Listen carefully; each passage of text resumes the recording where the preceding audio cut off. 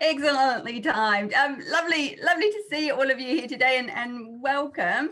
Selamat sore and selamat malam for me, and for Ancha, it's a completely different time that none of us want to know what it is. It's very subuh indeed. So welcome to our Monash Indonesian seminar. And I want to start by acknowledging and paying respect to the traditional custodians of the Kulin lands upon which many of us are placed today. I would also like to acknowledge and pay respect to the elders of the land, both past and present, and acknowledge that claims to sovereignty were never ceded. My name is Sharon Davies, and I'm the director of the Housekeeping Indonesia Engagement Centre here at Monash, having recently taken on this role from Emeritus Professor Ariel Herianto. I'd like to take this opportunity to welcome all of our guests from across the world, including the Honourable Consul General Ibu Speaker, who will be joining us, and our many other guests from Indonesia. Welcome also to friends from Europe and the US, although many of them will tune in when it's a slightly better time. Just a few housekeeping points. First, we're recording, and it will be made available shortly after this on our Housekeeping website. Second, we encourage you to type questions into the chat box, and we will come to these at the end of the talk. There's also a book giveaway, so stay tuned. And third, I encourage all of you to sign up to our newsletter and follow us on our Twitter and our Facebook page to keep up to date on all of our activities. Now, before introducing our speakers, I would like to turn over to Dr. Anita Dewi, who will tell us all about the fantastic Indonesian library resources we have here at Monash, and run over the format for today's seminar. Thanks, Dewi. Thanks, Anita. Thank you, Sarah. Good evening, afternoon, morning, for those of you wherever you are. Selamat datang, selamat bergabung. It's so great to see you again, even it's not face-to-face. I know some of you are missing the actual face-to-face event at the Matheson Library that we usually did last year. So for those of you who are missing the library, I'll just show you a little bit of taste there. Do you remember the building there, like right behind me? That's where we hold all the rich collection of Indonesia. And I know I've said this a zillion times, so I'm going to say it again. We are one of 3 top richest, most comprehensive Indonesian research collection, in the Southern Hemisphere. So please do visit us in the library when things are back to, we can access the place again. At the moment, we are open, but we are focusing on providing space for students for their study. As you can see here, I'm just sharing you how it is. A few days ago, this is not long ago, the line to get into the library, because we try to keep the specific number of students and users in the library. So that's why we're meeting here. But the library is open, and the book that we are going to launch today is available and accessible in the library. Unfortunately, at this stage, though, it is accessible only for Monash staff and students. So if you are Monash staff and student, you can access it. I'll show you where it is in the catalog very quickly. Just bear with me for a second. So can you see my screen? I hope you can see my screen now. So you don't need to remember the email address, the web address. You can Google it if you want to, Monash University Library. And when you get to the library homepage, there is, actually I'll do it for you now. Let's try and see how we go. Okay, so just Google it, you'll there. If my internet is helpful today, I think so. And this catalog here is accessible for anyone. You don't have to be you don't have to be Monash University staff or student. You can just type in. I'm using the book that we are launching today as an example. So this time it's asked, if I don't sign in, it's showing me that.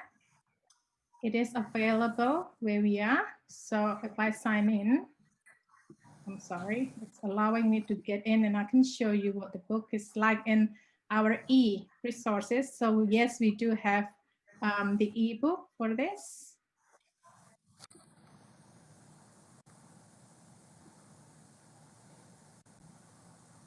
Just so quickly, this is where the ebook is located. I'm not going to show you the whole thing because you can see there, and the background of Dave's background is the book, but we can access that. However, I would like to invite you to have a look at, if you are a Monash alumni, you can access some of our databases and books for free. So please don't forget to sign up for free alumni membership there. Unfortunately, this particular books is, we can access it through a platform that does not allow outside Monash persons, but normally, you know, a large majority of ebooks are accessible. If you are not an alumni, don't worry about it. You can still go to the library homepage, and there is an option for visitors. And we have what we call, I think I'm proudly going to say this, we can have what we call reciprocal membership. So if you belong to a certain institution, there are arrangements that we can do, and you can access our resources. So far, mostly print, but we do have databases that we can share with you. So I guess I know some of you probably have questions and things like that about the collections. Feel free to drop me an email. I'm more than happy to help you. Okay, over to you, Sharon. Thank you. Thanks so much, Anita. Well, it gives me great pleasure to introduce our three speakers today. We are joined by Dr. Gemma Purdy, who many, if not most of you will know, not least because of her long involvement with Herb Feith and indeed from writing his biography. We are also joined by Dr. Dave McRae, Senior Lecturer at the University of Melbourne's Asia Institute, and Antje Misbach, who is joining us from Germany.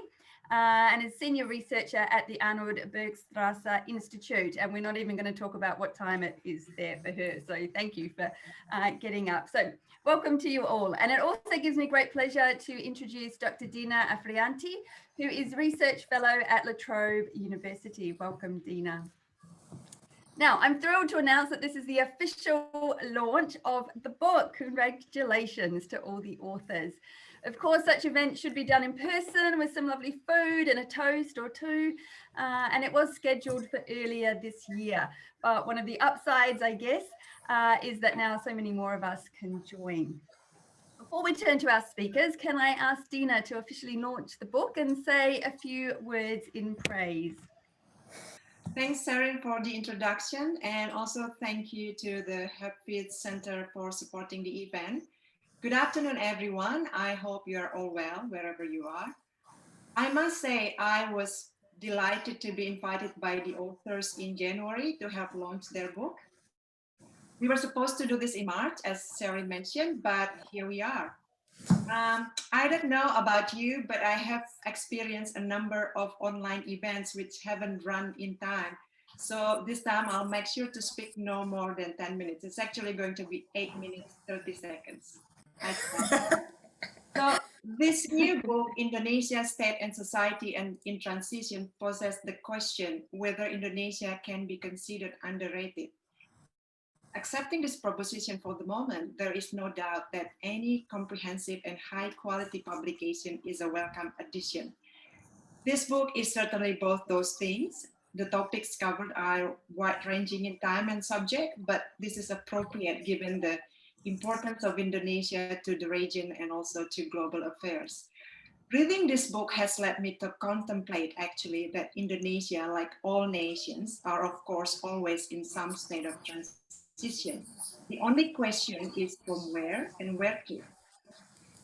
Indonesia is most definitely a democracy in transition. Its economy is in transition. It is working to adopt a form of democratic governance. Its plural and highly religious society is grappling to respond to and find ways to manage diversity. To me, The way the topics are presented in the book seem to also try to show that in every transition, we need to think of how changes affect the population and their cultural tradition, their lives and practices across the archipelago. There have been transitions from pre-independence to colonial administration and to the revolutionary period, from old order to the new order, and then to democracy. This all has, of course, led not only to the way government and institutions work, but also how people perceive their citizenship. It is striking in retrospect how many big elements of transformation, including violence, have been part of the various transitions that have been underway. Nonetheless, the book is a reminder that the critical reform moment, the collapse of government led by Suharto, is already more than 20 years ago. So while transition probably applies in a technical sense, let's not lose sight of the substantial achievement of making that transition first, and consolidating successfully the mechanics of democratic process second. Much recent commentary has focused on the question of whether democratic reforms is in regression. This analysis rests in large part on the successful reversal of the neo-authoritarian peg.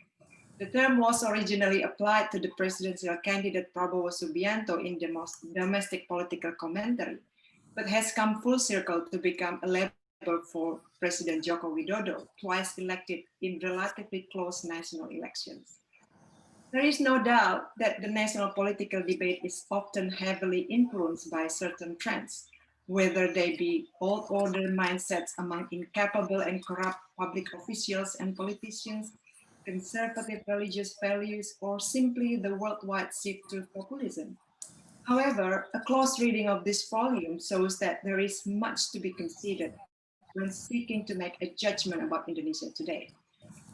The chapter on the old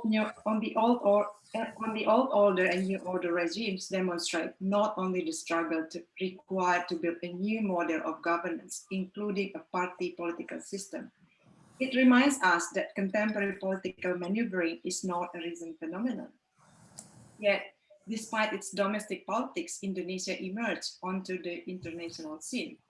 Indeed, during the 1950s, the new country was already aspiring to play a leading role among those countries becoming free of colonial power. We also see here the role of the military and of ethnic Chinese business interests in Indonesia's economy. Again, a reminder how issues of current social, economic, and political concern have been present for some time. It was during the new order that the deepening authoritarianism and repressive militaristic style of governance took place. The book discussed more contemporary transition initiated by President Habibie in 1998, who laid the foundation for political and economic reform, introducing a democratic party system, decentralization, and a shift in civil-military relations.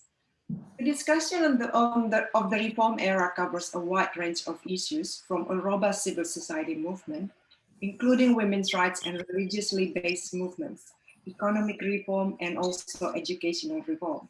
It also included new freedoms that allowed citizens to openly demand the government address past human rights violations. Papua, Aceh, Tanjung Priok, the case of Munir, as well as violence against women, the rights of LGBTIQ communities, and also the rights of people with disabilities, and those belonging to minority religious groups. A thorough discussion of Indonesia's domestic politics helped readers understand Indonesia's place in the world, including its standing in ASEAN and relations with major world powers and in the Muslim world. On Indonesia's relationship with the Muslim world, the book discusses how Indonesia's interest in Islam internationally fluctuates in line with the influence of Islamic politics at home. This may explain why some observers are reluctant to openly critique the conservative turn in Indonesian politics, because it stands internationally as a Muslim global citizen generally appears relatively benign. This is probably a mistake. The disconnect between Indonesia's internal Islamization and its external posture on Islam more generally is a subject that demands greater analysis. With respect to Indonesia's engagement with Australia, the book correctly states that relations between the two countries are subject to the tyranny of proximity.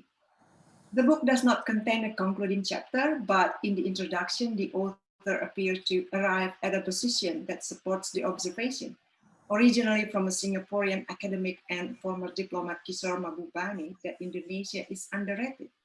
This is because the data summarized in the introduction seems to inevitably tend toward the conclusion that Indonesia has much to offer to the region and also to the world. Its sheer size alone dictates this finding, but it remains qualified with the finding, probably also inevitable that much of its impacts remains purely potential. For me, the absence of a clear conclusion only reflects the reality that Indonesia needs to be seen as the sum of a number of dynamics, both internal and external. It is the product of this, and the adoption of simple catchphrases is not an appropriate response when trying to come to grips with the multiple factors at work. Reading this volume, for me, remind me of the humanity at the heart of the Indonesian experience. There are many labels, many isms that can be applied across Indonesia's short modern history, but underneath all is a nation working out its identity and inevitably determining its particular destiny.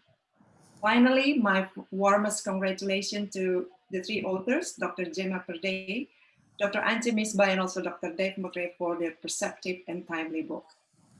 Thank you. Thanks so much, Dina. Thanks, I'd love to start by asking the three of you, if you could tell us a little bit about yourselves and how you came to be researching Indonesia. Yeah, Gemma, go. Oh, okay, I'll go first. Okay, I probably don't really need to tell my story to many of the people in this forum, but I guess my journey, I was thinking about it today, and it's a journey that many young Australians, I think, in the 1990s and even into the 2000s, and I think even now have been embarking upon, which has been one where our education system and our political system have actually encouraged an engagement with Asia. And though many of us may be concerned about the future and looking at, the flows, the ups and downs of numbers, etc., when we look at, who is studying Indonesia, I think that has remained true for decades now, and that really since the 1970s. And so I am very much a product of that turn in Australia, coming from a small country town where, literally there was no Asian culture to speak of. There was no outward kind of engagement with our region at all. This was something that came from, a concerted, institutionalized, systemic, endeavor from government and education. So I say thank you for that, because that's why I'm here. But more recently, I've been working with these wonderful people on this volume and through my time at Melbourne University, and then more recently at Monash in various fields of interest.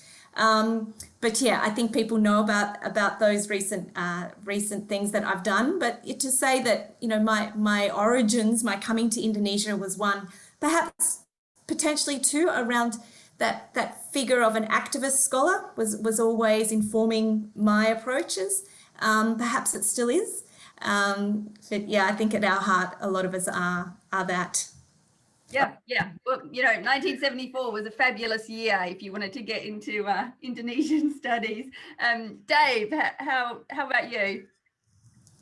Well, if Gemma mentioned education and government, that's probably my path to a large extent as well. Indonesian was one of 4 languages offered in the first year of high school, where I went to high school in Sydney, and the teacher there was more charismatic than the teachers of the other languages, and so a whole string of us who went to high school there ended up going on to Indonesia-related careers, and that choice was only cemented by going on sort of the DFAT-funded Australia-Indonesia Youth Exchange Program right at the start of my university studies, and then Dina mentioned the fall of the Suharto regime as a moment of transition that kind of frames the book to some extent. I was on the Achichas program in Indonesia as an exchange student there in the year that Suharto fell, and so saw classmates successfully protesting for regime change, which I think spurred an interest that I still pursue in the ways that people mobilise and affect political change. So yeah, that'd be me. Great, great. And Archer, you look like a Dutch painting there with the light and the image. It looks fantastic. How do you want to tell us a little bit about yourself?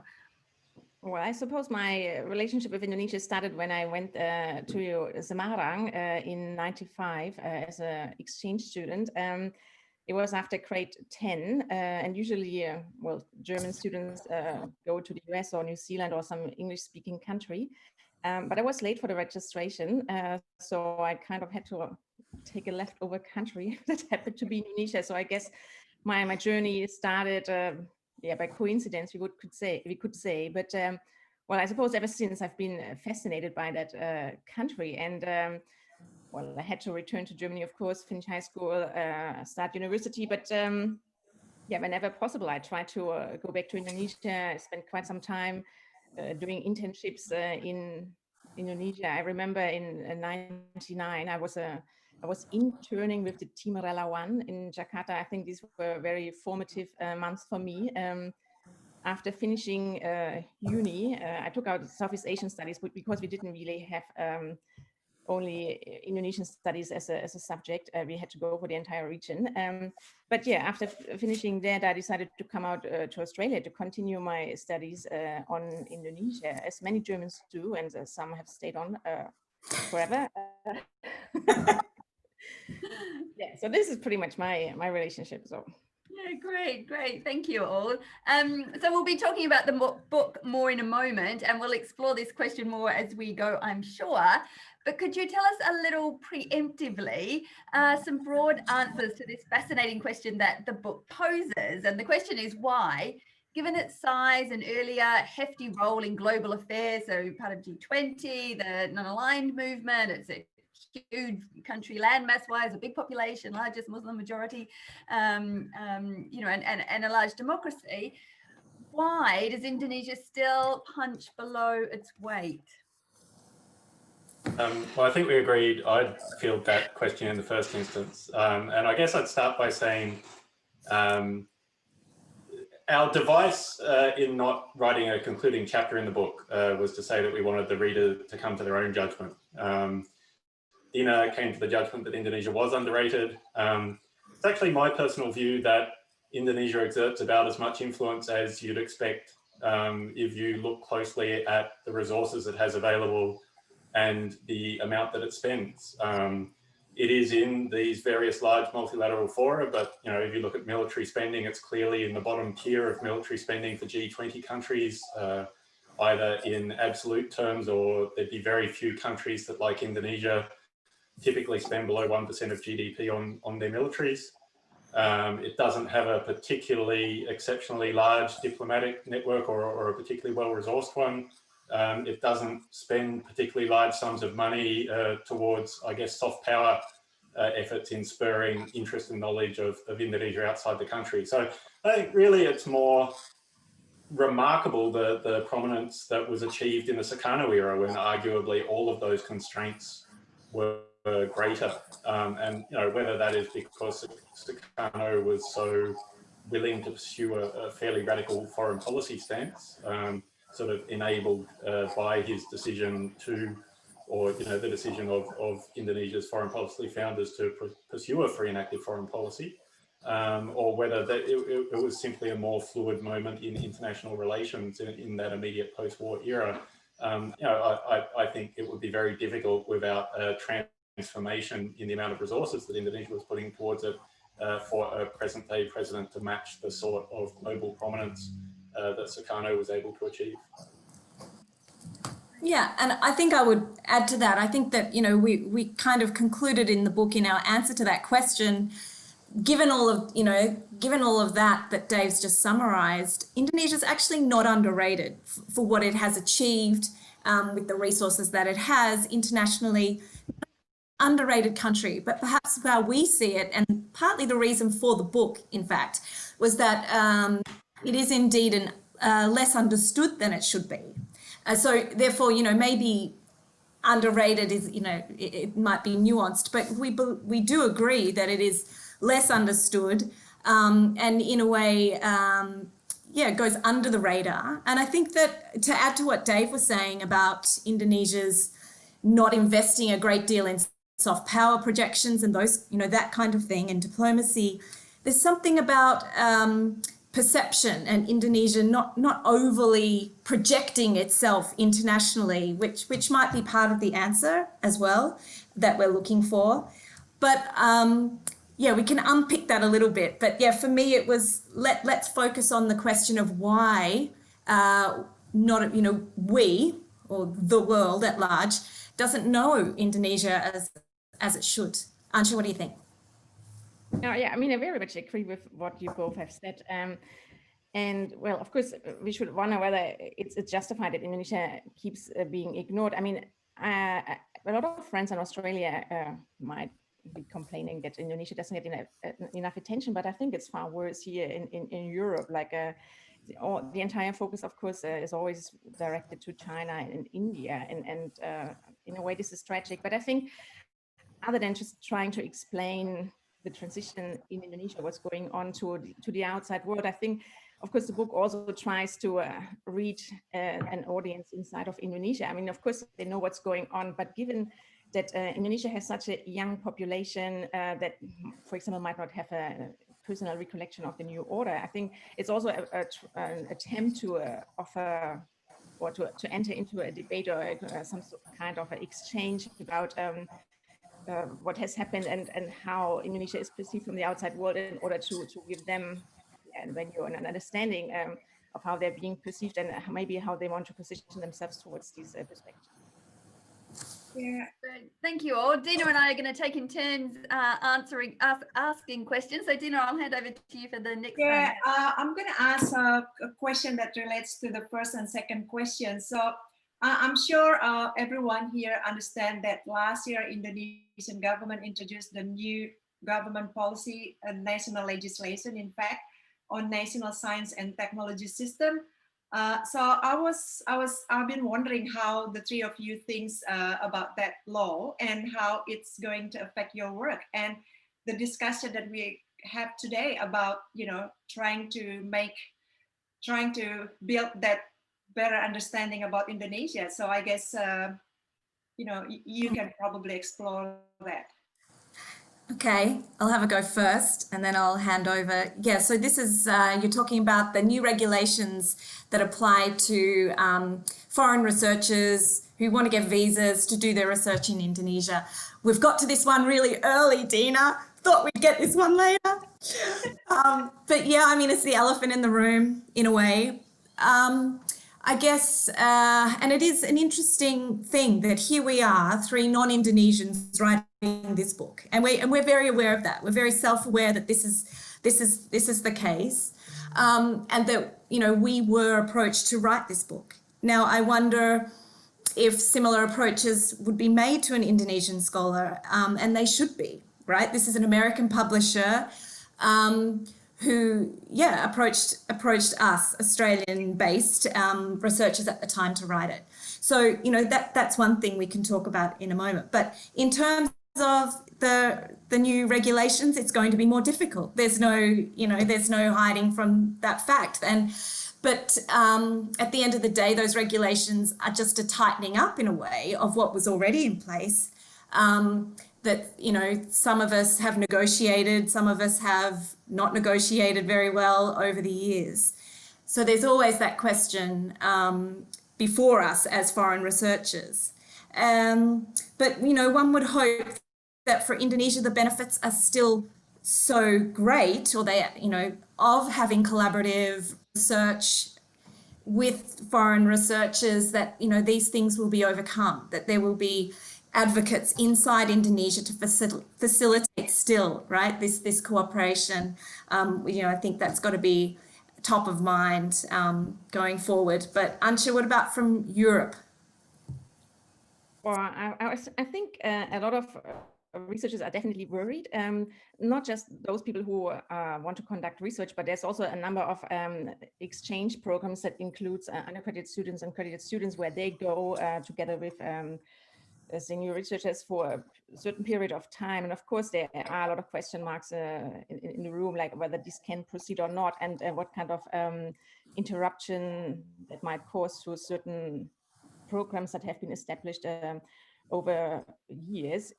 Particularly here in Freiburg, there has been a long-running program where each year a group of Indonesian students would either come to Germany or Germans would go to Indonesia.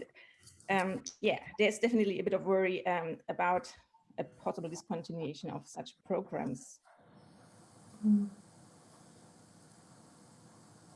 Anything, or I go to the next question?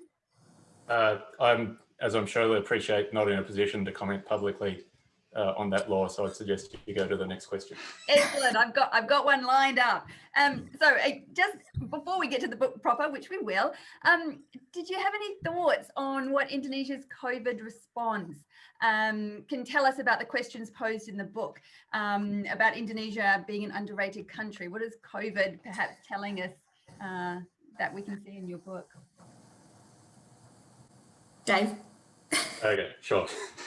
I guess my answer would be similar to the, I don't think it changes my judgment that if we look closely at the state of Indonesia's political system, the spending that it's made on health over a period of time leading into the pandemic and the like, we see about the response that, you might expect. Indonesia has spent less on health on a per capita basis than its Southeast Asian neighbours over a considerable period of time.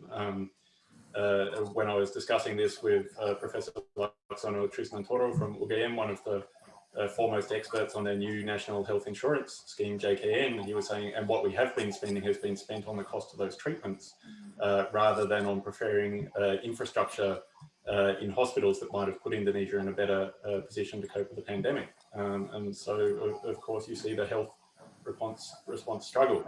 When you see the inequalities within the political system, the sort of fractious nature of decentralization where local leaders need to have signature initiatives to stand out. And we see several of those local leaders in the latest Indikator polling as the most popular candidates for president in 2024.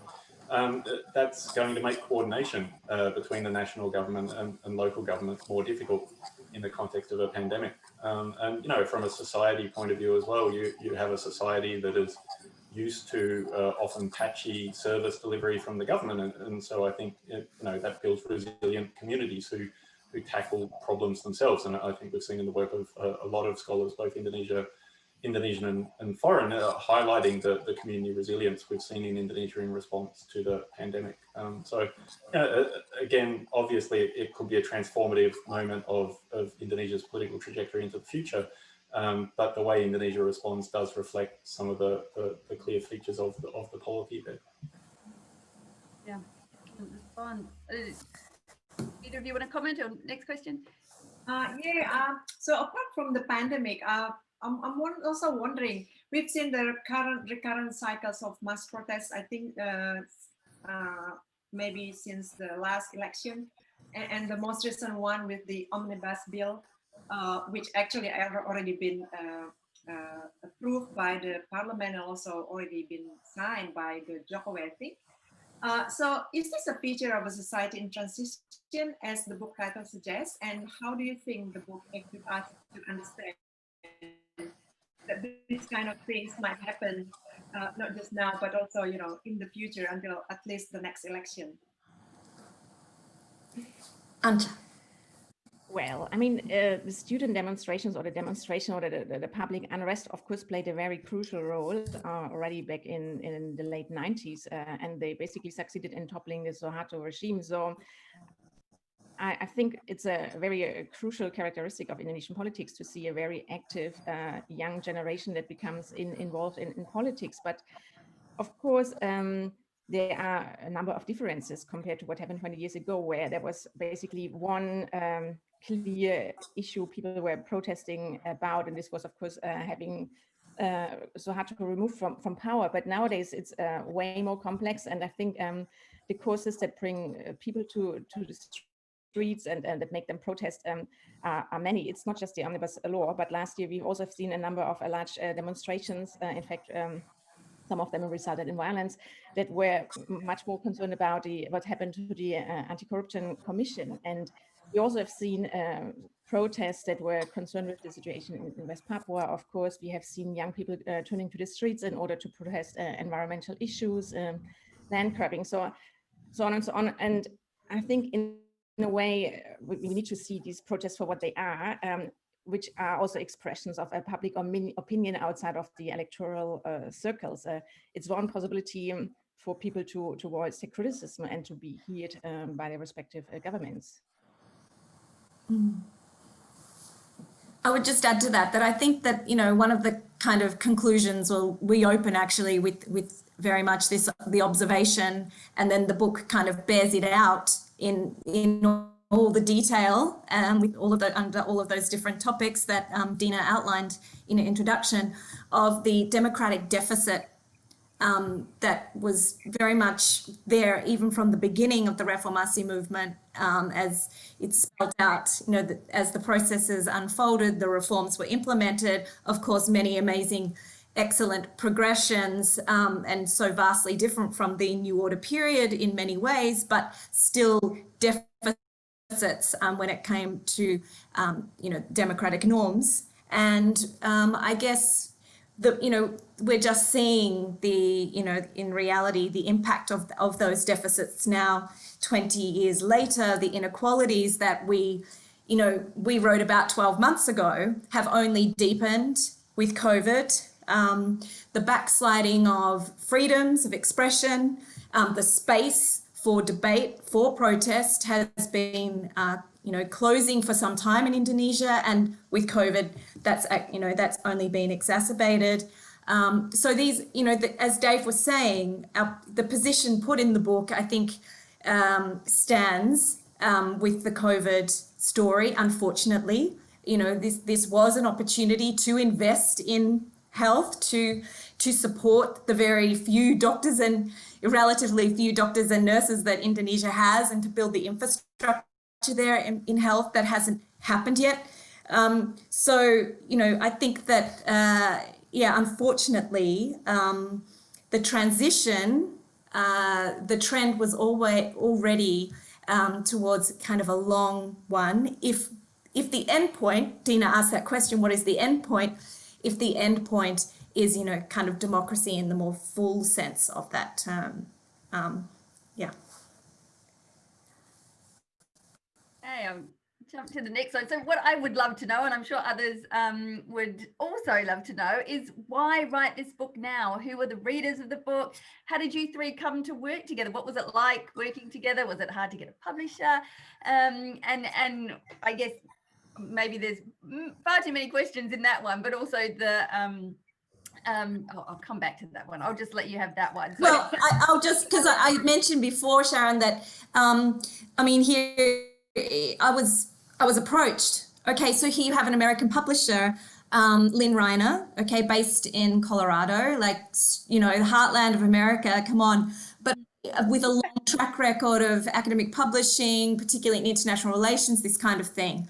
And they wanted to expand their Asia focused collection. I mean, they had never had an Indonesia volume before. A bit of China there and a bit of Japan, but apart from that, it was lacking.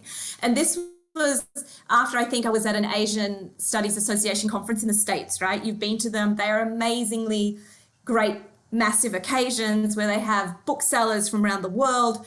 And as an Australian, we go there and we're kind of like, what? Where's Indonesia?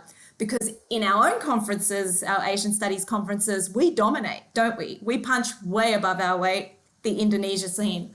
But in America, it's a tiny little feature. And so, yeah, this American publisher was interested, for one thing, you know, was great. So then it was just conversations with my pals. And this is the thing, you know, the collegiality that, you know, we have in Australia in Indonesian studies is extraordinary. The, you know, the sheer weight of numbers and quality, you know, we're pretty lucky. And we were all in Melbourne. And that's just, yeah, it just went off like that. And Dave, who do you think our readers are?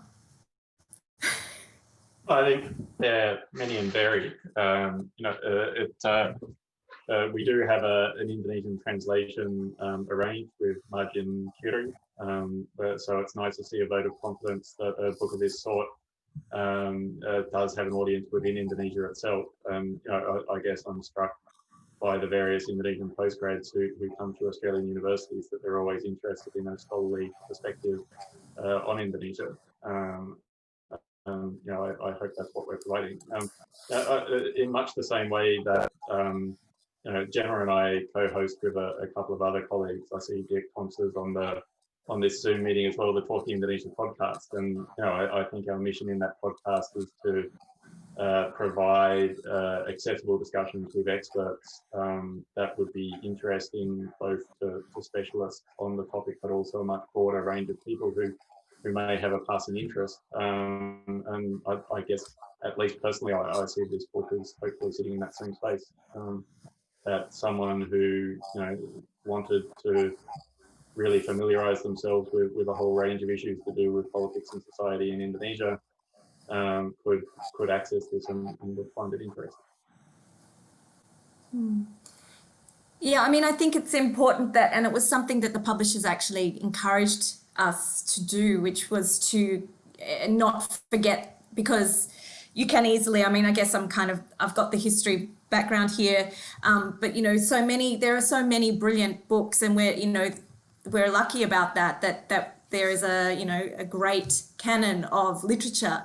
And over the years, I think that, you know, there've been some really great, really highly accessible ones. For us, it was important to have the gaze looking right back to the beginning, you know, to have this arc of a story for Indonesia, which didn't just start with now, or didn't just start with 1998 or even 65. So, you know, I think that brings a little bit more to it. Ansha, do you think Europeans will be interested in our book? Oh, I hope so. I definitely ordered for our library here. But yeah, I mean, what was it like to write the book? I thought it was very enjoyable, particularly because it also allowed me and probably also the others to read widely on what other colleagues are or have been writing over the years. Like, I probably wouldn't have done so much reading or so much engagement without that book. I would probably have continued with my rather narrow topic of research.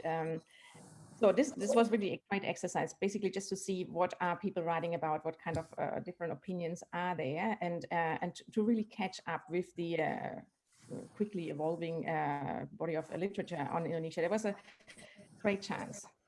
Lovely. Yeah, I love that one of the reviewers of our book, not sure who or from where, but said that it's worth getting it just for the bibliography people. Yeah, of course. You know, don't worry, just flip right to the back in the references and off you go. All your research is done for you. You can just go straight there. Well, I might get Dina to ask you one last question, and then we're going to open up for questions from the audience. So do type them into the chat box. Dina, have you got a last question? I think that's all from me.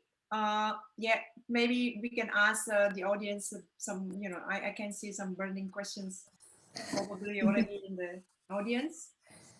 Yeah, Anita is going to help us. Yeah, there is already one question at the moment. It's a very thorough and long one, Sharon. I'll read it out. Could I also, can I jump in at this point and suggest, so that we don't get to the end of this and forget, Antje had the very good idea of having a book giveaway during this book launch. Shall we get Antje to put out the question to everyone? Unfortunately, we can only give away the copy to people in Australia. Our postage budget only extends that far. But to the first correct answer in the chat, we'll be making available a free copy of Indonesia State and Society in Transition to the first one to answer Antje's question. Unfortunately, I forgot which question you actually decided. Okay. Of the 20 deepest lakes in the world, how many of those 20 deepest lakes are in Indonesia? Yeah. First correct answer in the chat wins Quick, get on Google. copy of Indonesia State and Society in Indonesia. So while that's going on, shall we now turn to the question? Yeah. Yeah. another burning one is just Okay. the future of Indonesian studies, but we can get. Do we have one answer? One, is that right, Dave? Neither of the answers so far are correct. Oh, randomly right, guys. Oh, I saw a So there correct we have answer. it. We now Okay, have a let's winner stop from Olivia Tazewski with 3. So let me put my email address here in the chat, and if you can email me your postal address, I'll be happy to send you a copy. 20 deepest lakes in the world, 3 of them are in Indonesia. We don't talk about that in the book. Sorry, there's not much on geography. You need to fix the bibliography because my name was not correctly. That would have been an excellent trivia question, actually. Which author's name is spelt incorrectly in the bibliography? Okay, Should be our discussion the today. audience It's very nice of you. Should we jump into the audience question now, Sharon? Yeah, have you got one there, Anita? Yes, we've got a couple. By the way, congratulations to Olivia. Well done. So the first question is from Dr. Alex Arifianto from Rajaratnam School of International Studies, Nanyang Technological University. His question to the panelists is, what do you think about the role of the Indonesian diaspora in the effort to promote Indonesia to the international community, whether in Australia, North America, EU, or what have you? And do you think their role or the lack of it contributes to the lack of Indonesia's presence in the international community? What can be done by the Indonesian diaspora community to change the situation? That's the first question. Big one.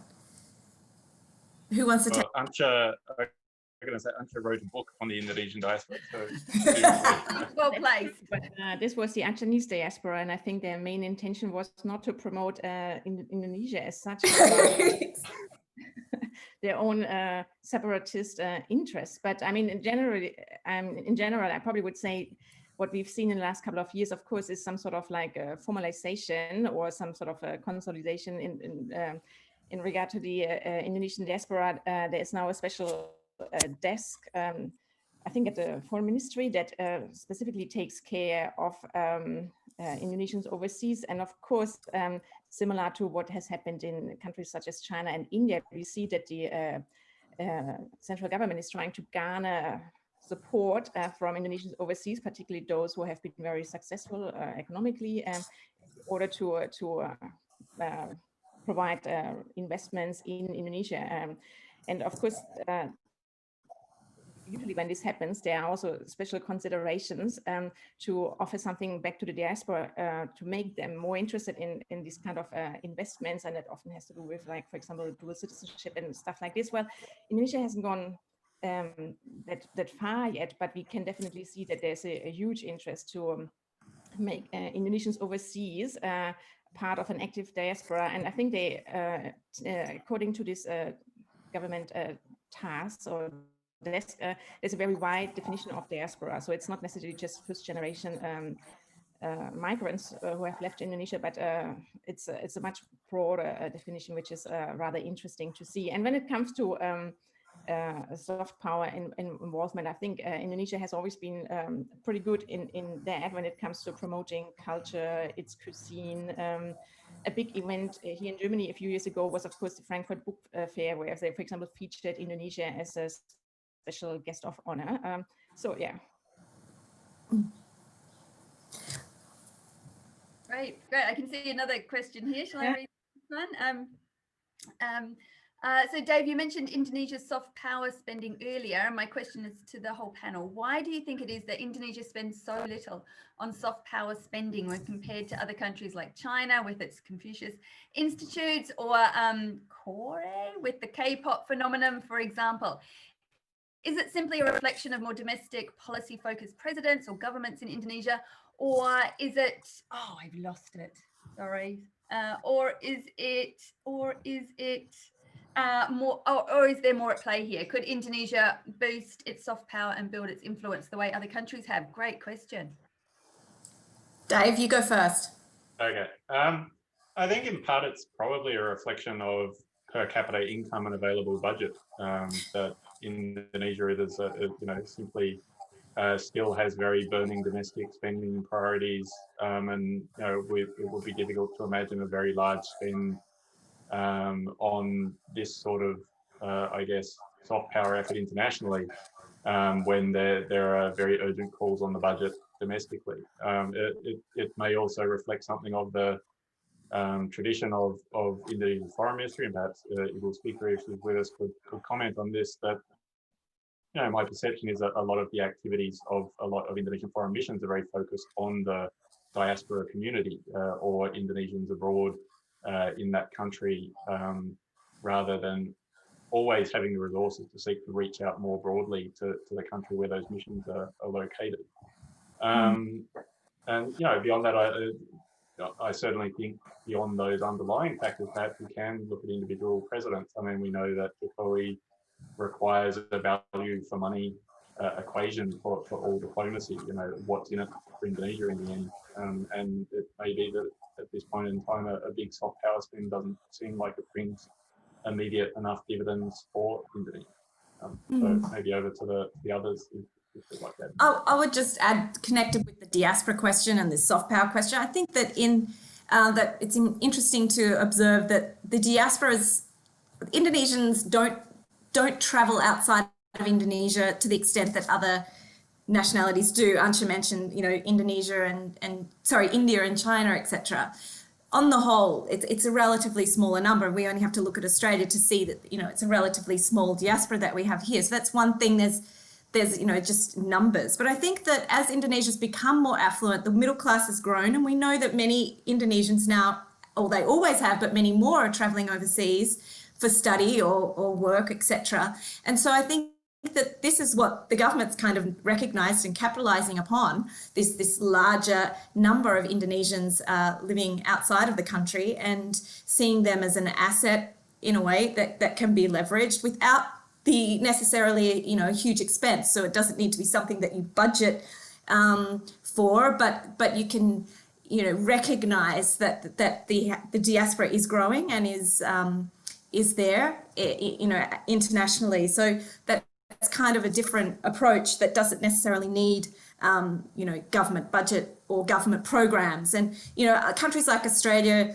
we do that pretty well too, in that it's about the diplomats picking and carefully using those groups or working with those groups to their advantage, rather than having to necessarily do it from the get-go to initiate the projects.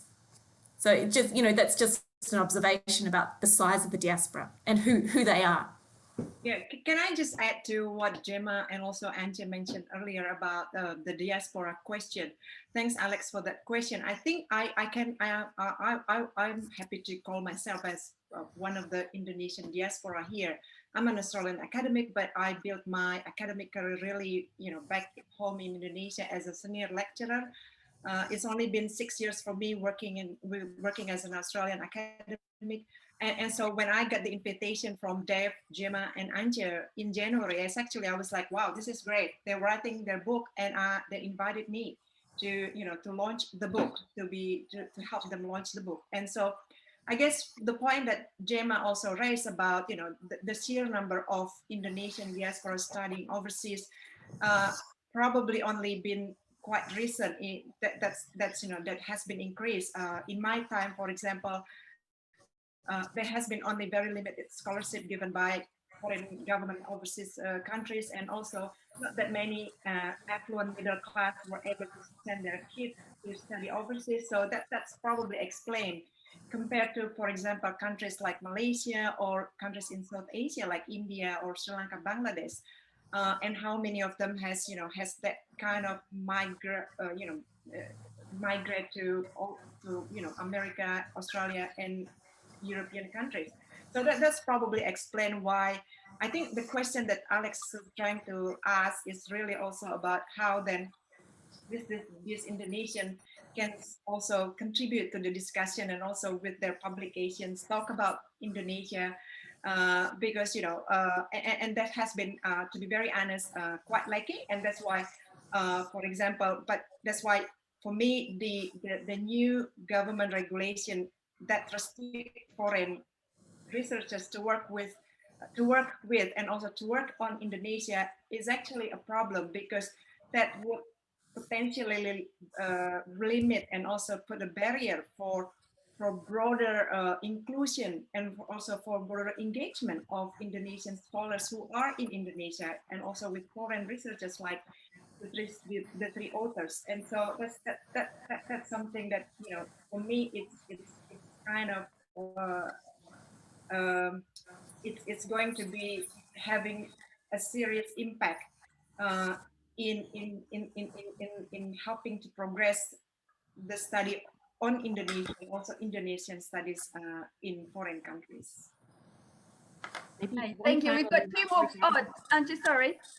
Oh, maybe one final short remark regarding the diaspora. I mean, it's often assumed that there's only few Indonesians overseas, but it's actually not quite true. But if you look at all the labor migrants that are living in, let's say, Saudi Arabia or Taiwan, but I mean, these, of course, are people that are not necessarily seen as like cultural ambassadors, but they usually, the denomination or the way they refer to are like the pahlawan, the visa. So it's quite interesting to see that there are a lot of Indonesians overseas, but maybe these are not the main target for this kind of diaspora politics. I mean,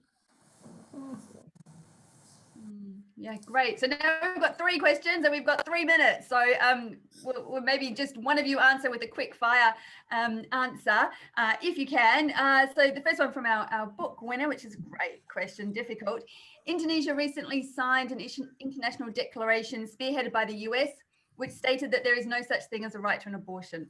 Is someone on the panel able to speak about Jokowi's administration approach towards abortion and reproductive rights? Not really, no. It's a great question to raise, though, and I think we can all take that question away with us and think, and I could rant for an hour, but I'll save you all and move to the next one. So COVID question, Indonesia's COVID response has been slow and uncoordinated so far, but still better than the American response. Do you think the Indonesian health system has the capacity to respond to that? So a minute. Sharon, sorry, before that, I can probably say a few words about Olivia's questions toward abortion and reproductive rights, because I think, Olivia, you probably have understood that there is currently there's a delay in the passing of the anti-sexual violence bill, and there are regulations in there that talks about reproductive rights and also the rights for women to abortion. And that's exactly the problem that we are having that Indonesia is having, because of the push from the conservative religious community towards the parliament, and also using all means, including media, to sort of like influence that the idea of abortion or reproductive rights is Western to Indonesia, is foreign to Indonesia.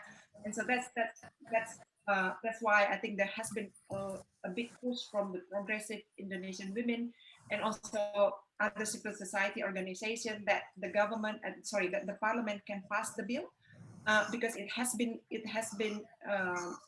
introduced as a draft since 2012, and so there hasn't been any real significant progress in terms of when that bill can be passed, which is very contradictory with the omnibus bill, which has been only drafted, less than 2 years, but it's already been passed by the parliament. So yeah, maybe hopefully that can help.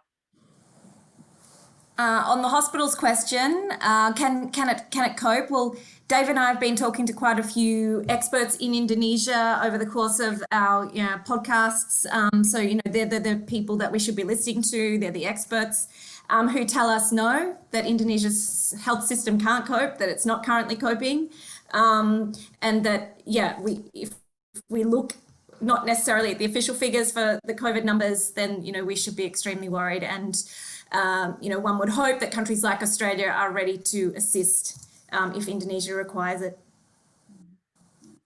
I mean, it's already there, and we've spelt out very clearly in the book, even 12 months ago, how few, how depleted the hospitals were and how the resources for human resources and others in the health sector were in trouble back then. Well, thank you all very much. I'm conscious of time and there are a few more questions, but we will endeavour to email some comments out to those of you that we didn't get time to answer.